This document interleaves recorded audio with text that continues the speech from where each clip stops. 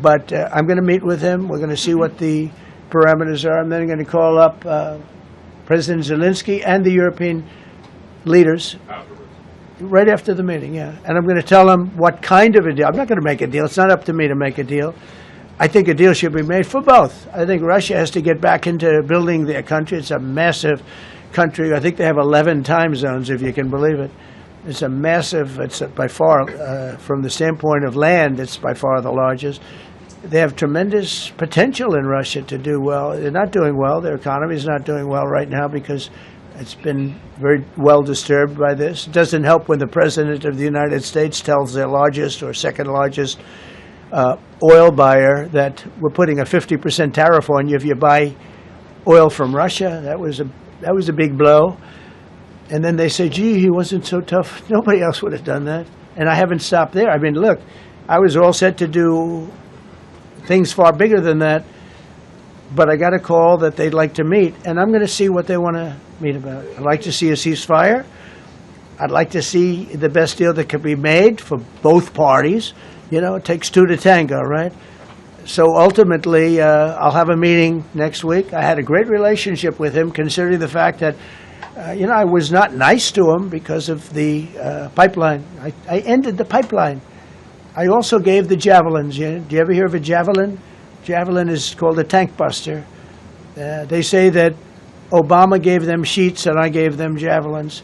If it weren't for me, all those tanks that were destroyed at the first days of the war because the tanks got stuck in the mud, some commander made a better they would have been in Kiev in 4 hours going down the highway.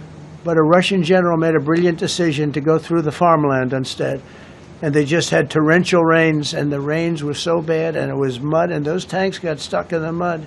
I don't know who that general is, but knowing Vladimir, he's probably not around any longer because all those tanks were stuck in the mud, and they went along with the javelins.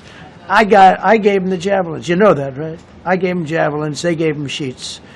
But I'm going to meet with President Putin, and we're going to see what he has in mind. And if it's a fair deal, I'll reveal it to the European Union leaders and to the NATO leaders and also to President Zelensky. I think out of respect, I'll call him first. And then I'll call them after. And I may say, lots of luck, keep fighting. Or I may say, we can make a deal. If not, I will tell you this. I've seen a poll coming out of Ukraine. 88% of the people would like to see a deal made. And if you go back 3 years, everybody was gung-ho for war. Everybody's gung-ho for war until you have it. It's an amazing thing. I had it with a couple of countries where I couldn't get a deal done with one particular country. And I just couldn't. The guy's great. He's a friend of mine. Great. Good leader. Tough as hell. I couldn't get the deal done. And then he went into war for a short period of time. You know where I'm talking about. First term. And it was nasty. Guys being killed all over the place. And he went through 1 week of war, and I was able to get the deal done. He said, this is nasty.